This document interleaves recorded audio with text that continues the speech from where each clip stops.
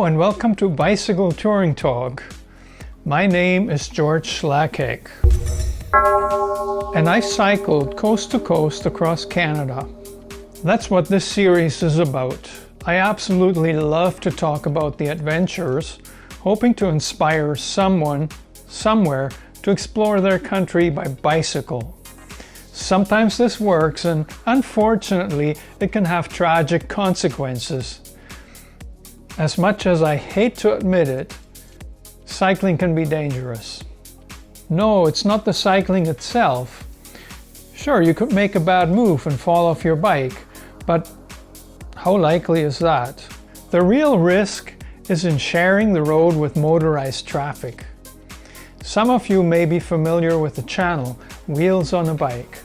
Anushka is a passionate cyclist and excellent YouTuber, and she has decided to take this summer to cycle across Canada. Let me tell you, I was so excited about it, especially when she wrote to me how watching some of my videos had inspired her to take on this challenge. Can you imagine how I felt when I saw her Facebook post last weekend that shows her in a hospital bed with a neck brace, along with a picture of her damaged bike. Anushka was hit by someone driving a car who was obviously not paying attention. Her post said that she was highly visible, but it didn't even matter.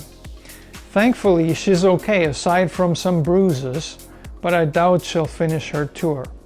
However, this could have ended up far worse, and it could happen to anyone. The Trans-Canada Highway, especially number 17 in Ontario, is not safe for cyclists.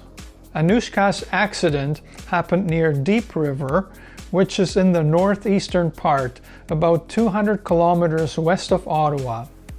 But it could have happened anywhere on this route. If you're planning a bicycle tour across Canada, you need to be aware of this risk. If at all possible, try to stay off the Trans-Canada Highway, especially the number 17 in Ontario. The route is underdeveloped and not even safe for cars. It is also one of Canada's busiest transportation routes. This has been a problem for decades, and it's only getting worse. I think upgrades are underway, but they're mostly targeted toward improving safety for motorized traffic, not necessarily cyclists. With this said, I wish Anushka a fast and complete recovery. Hey, I'm a big fan of your channel, and I sincerely hope you keep doing what you do so well, including cycling. On my own tour, which was in 2017, I had my big Highway 17 scare west of Wawa. It had me avoiding this highway as much as possible. Southern Ontario has more alternate routes, and even a so-called waterfront trail, but that doesn't mean it's safe. You always have to be aware of the traffic and sometimes even take the ditch. When I was in roughly the same stage of my tour, I was much further south. Having followed the trail much of the way, I had ended up on the Thousand Islands Parkway near Gananoque.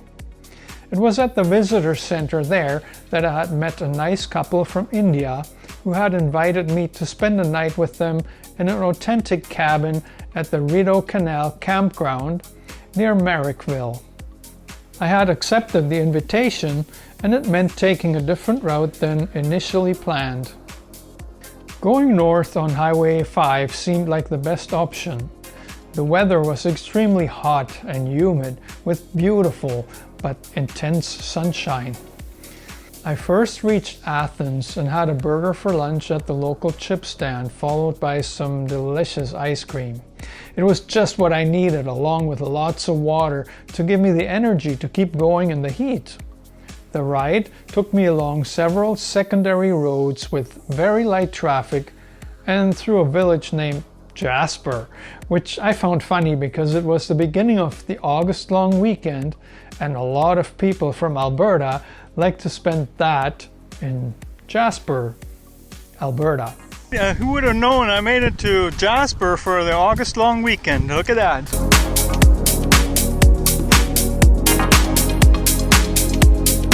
Eventually, I reached Merrickville and asked a local couple for directions to the Upper Nicholson Loch. It wasn't very far, they told me. I just had to follow that road number 2 and go down a hill. I asked if there was a sign and they both nodded.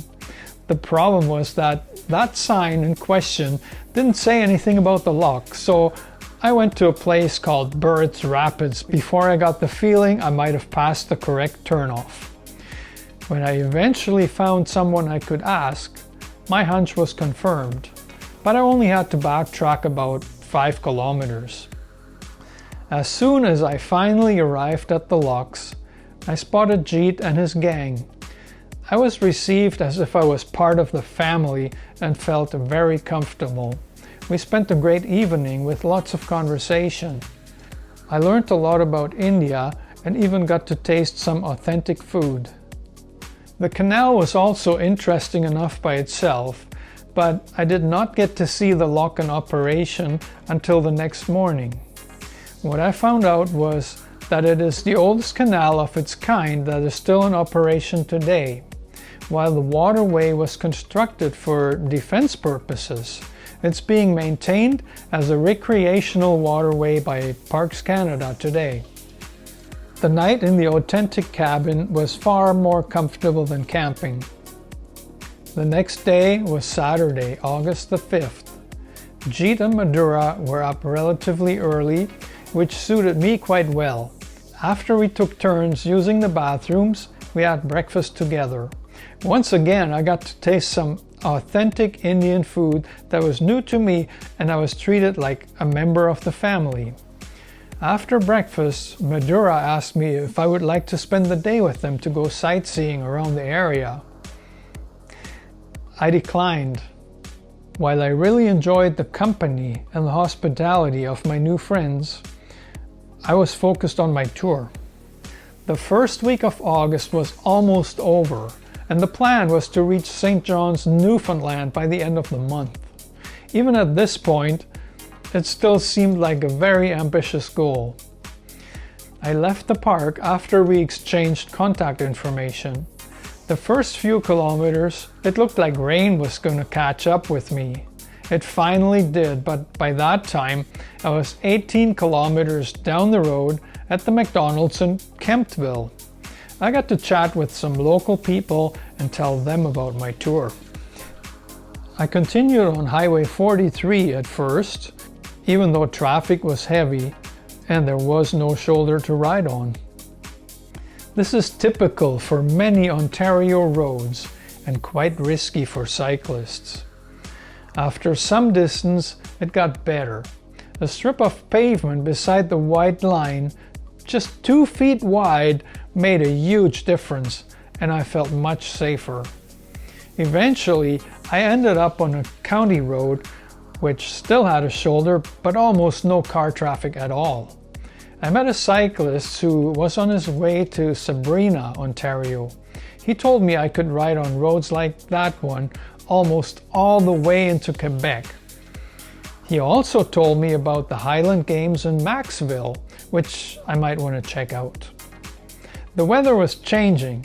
Gone was the intense humidity, and the air actually had a chill to it now. The nice thing was the strong tailwind that was helping me get ahead. When I finally reached Maxville, there were so many cars that I just took off, continued on my way. I eventually stopped in Alexandria when a storm seemed to be brewing. First, it was just a few drops, but the clouds were hinting at an impending downpour. I found a Tim Hortons at the edge of town and decided to escape the elements for a while, had supper, and used the internet. When I was ready to leave, the sun was about to set. Where was I gonna camp? It made no sense to go far and end up in some farmer's field, so I found the next best wooded area at the edge of town, not far from Tim Hortons at all, and set up camp. I was done just in time before dark. Despite having had coffee so late in the day, I had no trouble falling asleep. That's just how it is in bicycle touring. In the next episode, I'll tell you about the day I crossed into Quebec and an encounter with the Sûreté de Québec, which is the provincial police. Well, thanks for watching. Like the video and keep watching this channel. Suggestions are on the screen right about now.